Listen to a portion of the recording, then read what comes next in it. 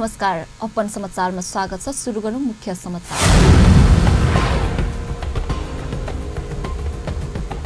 छुट्टाछुट्टै भएको दुर्घटनामा 2 जनाको मृत्यु, 1 जना गम्भीर घाइते।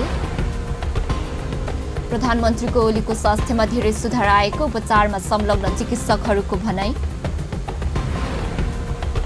सर्लाहीमा आज भएको नेकपा कार्यकर्ता र नेपाली कांग्रेसका कार्यकर्ता बीच झडप, 1 जनाको मृत्यु। नेपाल सरकार र मलेसियाली सरकारबीच नेपाली कामदार लैजाने विषयमा समझदारी पत्रमा हस्ताक्षर। र T20 क्रिकेट टुर्नामेन्टको तेस्रो दिनको खेलमा जुनियरतर्फ माउन्ट हर्मन, होली एजेन्ट र सिनियरतर्फ सनराइज मावि विजय। काठमाडौँको वसुन्धरामा आज बिहान भएको दुर्घटनामा नुवाकोट बालकुमारी घर भएको 25 वर्षीय नौरा रिजालको मृत्यु भएको छ। खानी विभाग नजिकै आज बिहान 3:30 बजे 68 नम्बरको मोटरसाइकल अनियन्त्रित भई सडक छेउमा रहेको बिजुलीको पोलमा ठोकिएको थियो। गम्भीर घाइते रिजालको उपचारको क्रममा त्रिवी शिक्षण अस्पताल महाराजगञ्ज बिहान 4 बजे मृत्यु भएको प्रहरीले जनाएको छ। जाजरकोटमा मंगलबार बिहान जीप पल्टिँदा 1 जनाको ज्यान गएको छ, 1 गम्भीर घाइते भएका छन्। कुसे गाउँपालिका 5 खुर्पामा बिहान 6:30 बजेतिर B1J557 नम्बरको जीप पल्टिँदा चालक कमल परियारको घटनास्थलमा ज्यान गएको प्रहरीले जनाएको छ। घटनामा 1 जना गम्भीर नागरिक घाइते भएका हुन्। दुर्घटना भएको ठाउँ सदरमुकाम खलङ्गादेखि 3 घण्टा टाढा रहेको प्रहरीले जनाएको छ। प्रधानमन्त्री केपी ओलीको स्वास्थ्यमा धेरै सुधार आएको, उपचारमा संलग्न चिकित्सकहरूले बताएका छन्। प्रधानमन्त्री ओलीले उपचार गरिरहनु भएको मनमोहन कार्डियोथेरासिक भास्कुलर तथा ट्रान्सप्लान्ट सेन्टरमा मंगलबार बिहान 10 बजे जारी गरेको प्रेस विज्ञप्तिमा प्रधानमन्त्री ओलीको स्वास्थ्यमा थप सुधार आएको उल्लेख गरिएको हो। प्रधानमन्त्री ओलीको स्वास्थ्यमा धेरै सुधार आएको अस्पतालका कार्यकारी निर्देशक डाक्टर उत्तम कृष्ण श्रेष्ठले जानकारी दिनुभयो।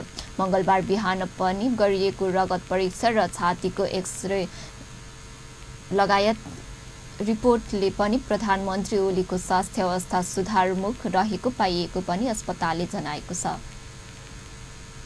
हुँदाखेरि उहाँको रगतको परीक्षण र छातीको एक्सरे लगायतकोमा धेरै सुधार आएको छ र तपाईहरुलाई हिजो पनि हामीले भन्यौं।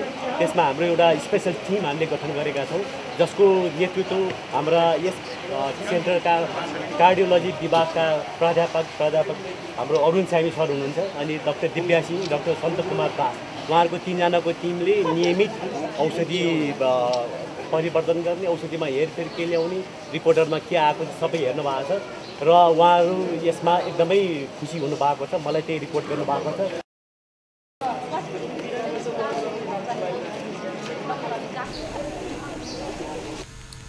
प्रधानमन्त्री ओलीले आज बिहान ब्रेकफास्ट लिनुभएको र आफैले दाढी काट्नु भएको उपचारमा संलग्न वरिष्ठ चिकित्सक अरुण साइमीले जानकारी दिनुभयो। यसैबीच पूर्व प्रधानमन्त्री एवं नयाँ शक्ति पार्टी नेपालका संयोजक डाक्टर बाबुराम भट्टराई, नेपाली कांग्रेसका नेता कृष्ण प्रसाद सिटौलाले पनि अस्पताल पुगेर प्रधानमन्त्री ओलीको स्वास्थ्य अवस्थाबारे जानकारी लिनुभएको छ। मंगलबार बिहान अस्पताल पुग्नुभएका पूर्व प्रधानमन्त्री भट्टराईले पूर्व मन्त्री ओलीको स्वास्थ्य अवस्थामा सुधार आएको उल्लेख गर्दै चिन्ता गरिरहन नपर्ने बताउनुभयो। उहाँले प्रधानमन्त्री ओलीको शीघ्र पूर्ण स्वास्थ्य लाभको कामना पनि गर्नुभयो। डाक्टरसँग बुझ्दा पनि उहाँको अवस्था सुधारोन्मुख छ, चिन्ता गर्नुपर्ने कारण छैन। अहिले त उहाँ आफ्नो डाक्टरको चेक जाँचै गरिरहेको बेलामा हुन्थ्यो होइन, तर मैले बुझ्दा र उहाँको मुखाकृति, हाउभाउ, बोली र उहाँको एउटा हँसमुख स्वभाव देख्दाखेरि चाहिँ उहाँको अवस्था चाहिँ सुधारोन्मुख छ भन्ने मलाई अनुभूति भयो र हामी सबैले उहाँको स्वास्थ्य लाभको कामना गरेका छौँ। सम्पूर्ण देशले गरेको छ र हामी सबैले गर्नुपर्छ। प्रधानमन्त्रीको स्वास्थ्य छिटै नै सुधार हुन्छ र उहाँ काममा फर्कनुहुन्छ भन्ने मलाई विश्वास छ र म यही कामना गर्छु। छातीमा समस्या आएपछि सोमबार बिहान अस्पतालमा भर्ना हुनुभएको प्रधानमन्त्री ओलीको स्वास्थ्य उपचारमा वरिष्ठ चिकित्सक स्वयमी, प्रधानमन्त्रीका निजी चिकित्सक दिव्या शाह र छाती रोग विशेषज्ञ सन्त कुमार दासको टोली खटिएको छ। अब समाचारमा केही बेर विश्रामपछि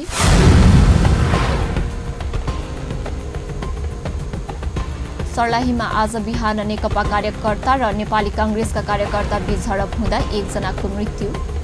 प्रदेश 5 मा सार्वजनिक सवारी चालकलाई पोशाक अनिवार्य।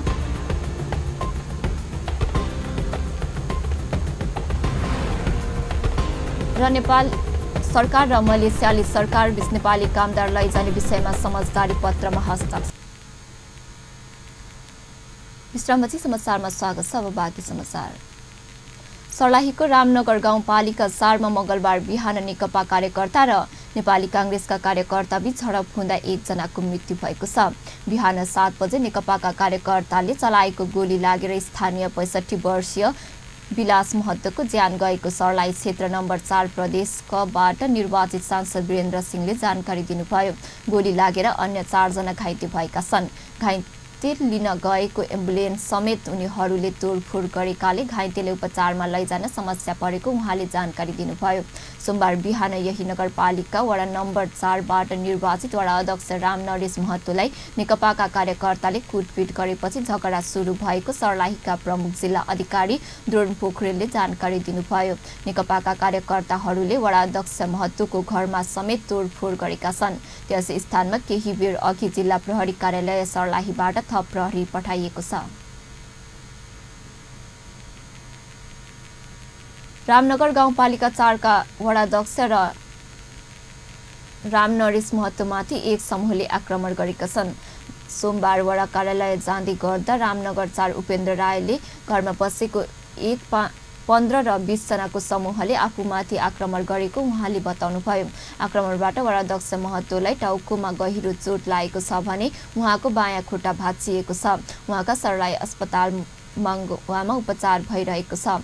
स्थानीय श्रीनारायण राय र धर्मेन्द्र शाहको नेतृत्वमा आएका व्यक्तिले आक्रमण गरेको उहाँले बताउनुभयो। आक्रमणकारीले वडाध्यक्षको प्रयोग गरेर मोटरसाइकल समेत तोडफोड गरेका छन्। उहाँको साथमा रहेको नगद मोबाइल र सुनको हनुमानी समेत लुटेर लगेको घाइते महतोले बताउनुभयो। उहाँ नेपाली कांग्रेसबाट वडाध्यक्ष निर्वाचित हुनुभएको थियो। घटनामा संलग्नको खोजी तथा थप अनुसन्धान भइरहेको प्रहरी उपनिरीक्षक पुष्पराज पोखरेलले जानकारी दिनुभयो। नेपाली कांग्रेसले महासमिति बैठकको तयारी तीव्र बनाएको छ। काठमाडौँको वीरकुटी मण्डपमा बैठक आयोजना गर्ने निर्णय गरेको उसले मञ्च तथा प्रचार प्रसार भोजन स्वयंसेवक र स्थानीय व्यवस्थापन सचिवालय उपसमिति बनाएको छ। मंगलबार बसेको बैठकले भरतपुरका सचिव उद्धव सिलवालको नेतृत्वमा भोजन व्यवस्थापन उपसमिति बनाएको छ। यस्तै काठमाडौँका कोषाध्यक्ष गोविन्दपुरा सैनिकको संयोजकतामा मञ्च तथा प्रचार प्रसार व्यवस्थापन उपसमिति बनेको छ। ललितपुरका सचिव भीमसेन घिमिरेको संयोजकतामा स्वयंसेवक व्यवस्थापन र भक्तपुरका सचिव निशान ढुङ्गेलको संयोजकतामा स्थानीय व्यवस्थापन सचिवालय उपसमिति बनेको छ। आर्थिक व्यवस्थापन गर्न काठमाडौँ, ललितपुर र भक्तपुरका जिल्ला सभापतिलाई जिम्मा दिने निर्णय भएको कांग्रेस केन्द्रीय कार्यालयका सचिव डाक्टर प्रदीप पराजुलीले जानकारी दिनुभयो। प्रदेश 5 सरकारले सार्वजनिक सवारी साधनका चालकलाई पोशाक अनिवार्य गर्ने भएको छ। प्रदेशको आन्तरिक मामिला तथा कानून मन्त्रालयले बढ्दो सवारी दुर्घटना न्यूनीकरणका लागि चालकलाई जिम्मेवार बनाउन मुख्य राजमार्गदेखि स्थानीय रूटमा चल्ने सवारीका चालकलाई पोशाक अनिवार्य लगाउनु पर्ने व्यवस्था गर्न लागेको हो। यसका लागि पहिलो चरणमा सरकार आफैले चालकलाई ज्याकेट उपलब्ध गराउने तयारी बनेको मन्त्री कुलप्रसाद केसीले जानकारी दिनुभयो। यसले प्रदेशलाई सुरक्षित यात्राको पहिचान गराउने र यात्रुलाई ढुक्कसँग यात्रा गर्न सक्ने वातावरण बनाउने उहाँको भनाइ छ। प्रहरी तथ्याङ्क अनुसार सवारी दुर्घटनाको मुख्य कारण चालकको लापरवाहीले देखिएको छ। दुर्घटना घटाउन र चालकलाई जिम्मेवार बनाउन पोशाकसँगै प्रदेश सरकारले चालकलाई थप प्रशिक्षण, टाइम कार्ड र 3 स्थानमा रिपेयर सेन्टरको समेत व्यवस्था गर्दैछ। मन्त्री केसीका अनुसार प्रदेश 5 को प्रदेश बिन्दु नवलपरासीको बर्दघाट, दाङको लमही र बर्दियाको बस गढीमा गाडी चालकलाई रिपेयर सेन्टर बनाउन लागेको हो। प्रदेश 1 मा झण्डै 10,000 सार्वजनिक सवारीका चालकहरू रहेको यातायात व्यवसायको तथ्याङ्क छ। अब फेरि समाचारमा केही बेर विश्रामपछि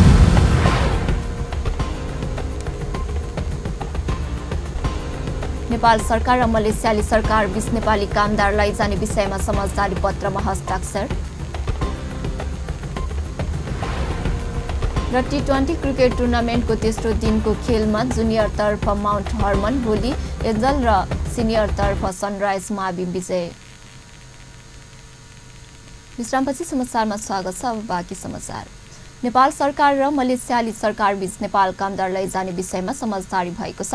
मलेसियाका मानव संसाधन मन्त्री एम कुलेसागरन र नेपालका श्रम मन्त्री गोकर्ण विष्टले सोमबार समझदारी पत्रमा हस्ताक्षर गरेका हुन्। यो सम्झौतासँगै अब नेपाली श्रमिक कुनै पनि शुल्क नतिरी मलेसिया जान पाउनेछन्। भिसा प्रक्रियामा समेत कुनै पनि शुल्क लाग्ने छैन भने अन्य प्रक्रियाका लागि लाग्ने सबै खर्च रोजगारदाता कम्पनीले नै बिहोर्ने गरी सम्झौता भएको हो।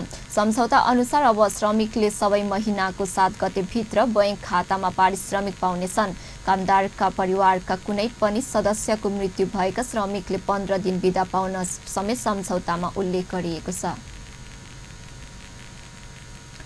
अब खेल समाचार।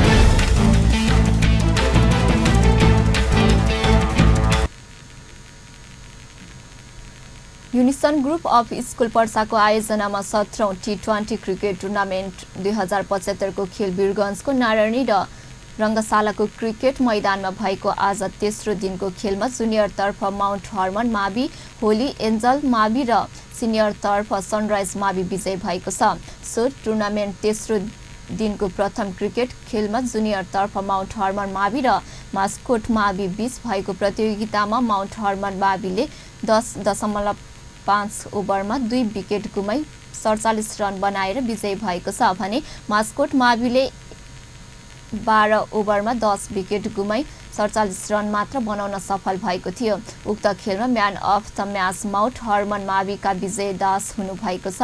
त्यसैगरी तेस्रो दिनको दोस्रो खेलमा जुनियरतर्फ होली एन्जल मावि र सनराइज मावि बीच भएको प्रतियोगितामा होली एन्जल माविले 6 ओभरमा 2 विकेट गुमाई 46 रन बनाई विजय भएको छ भने उनका प्रतिद्वन्दी सनराइज माविले 12.5 ओभरमा 10 विकेट गुमाई 45 रन मात्र बनाउन सफल भएका थिए। उक्त खेलमा man of the match Holy Angel माविका रुबास यादव भएका छन् भने यसैगरी क्रिकेट टुर्नामेन्ट खेलको तेस्रो दिनको तेस्रो खेलमा सिनियरतर्फ सनराइज मावि र न्युवेन एकाडेमिक बीच भएको प्रतियोगितामा सनराइज माविले 18.2 ओभरमा 9 विकेट गुमाई 138 रन बनाई विजय भएको छ भने न्युवेन एकाडेमीले 18.4 ओभरमा 10 विकेट गुमाई 137 रन बनाउन सफल भएको थियो। उक्त सिनियरतर्फको खेलमा man of the match Sunrise माविका रियाज हुसेन घोषित भएका छन् भने आज भएको खेलमा म्यान अफ द म्याच खेलाडीलाई आयोजनाको सिल प्रदान गरी सम्मानित गरिएको कुरा शिक्षक सुपेद लामाले जानकारी दिनुभएको छ। वेस्ट इन्डियन विरुद्धको चौथो एक दिवसीय खेलमा भारत विजयी भएको छ। पहुना टोली इन्डियन्सलाई 224 रनको भारी अन्तरले हराउँदै भारतले 5 खेलको श्रृङ्खलामा 2-1 को अग्रता लिएको छ। टस जितेर ब्याटिङ गरेको भारत 2 खेलाडी शतक बनाउँदा यसअघि लगातार 3 वटा सेन्चुरी बनाएका विराट कोहली भने सस्तैमा आउट भए। ओपनर रोहित शर्माले 162 र अम्बाती रायडूले 100 रनको शतकीय पारी खेलपछि भारतले 5 विकेट क्षतिमा 377 रनको विशाल योगफल तयार पारेको थियो।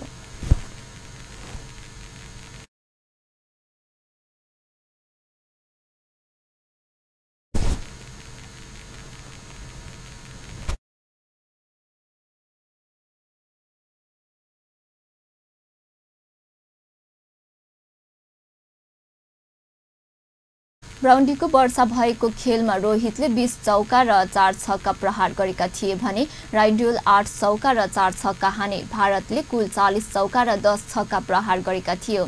बलिङतर्फ केमरोजले 2 विकेट लिए भने यसले नर्स र किमो पाउन्डले 1-1 विकेट हात पारे। 378 रनको विशाल लक्ष्य लिएर जवाफी पारी सुरु गरेको वेस्ट इन्डियन 36.2 ओभरमा 153 रनमा अल आउट भयो। भारतमा कुलदीप यादव र अलिल अहमदेवले 3-3 विकेट लिँदा इन्डियन्स खेलाडी दबावमा परेका थिए। इन्डियन्सका लागि जसमा होल्डरले सर्वाधिक 54 रन बनाउँदा अन्य खेलाडी सस्तैमा पवेलियन फर्किए। अन्त्यमा मुख्य समाचार पुनः एकपटक। छुट्टाछुट्टै भएको दुर्घटनामा 2 जनाको मृत्यु, 1 जना गम्भीर घाइते। प्रधानमन्त्री ओलीको स्वास्थ्यमा धेरै सुधार आएको उपचारमा संलग्न चिकित्सकहरूको भनाई। सर्लाहीमा आज बिहान नेकपा कार्यकर्ता र नेपाली कांग्रेसका कार्यकर्ता बीच झडप हुँदा 1 जनाको मृत्यु। नेपाल सरकार र मलेसियाली सरकार बीच नेपाली कामदार लैजाने विषयमा समझदारी पत्रमा हस्ताक्षर। र T20 क्रिकेट टुर्नामेन्टको तेस्रो दिनको खेलमा जुनियर तर्फ माउन्ट हर्मन, होली एन्जल र सिनियर तर्फ सनराइज मावि विजयी। हस्त अहिलेलाई समाचार यति नै। पल पल खबर तेज नजर अपन टेलिभिजन हेर्दै गर्नुहोला। नमस्कार।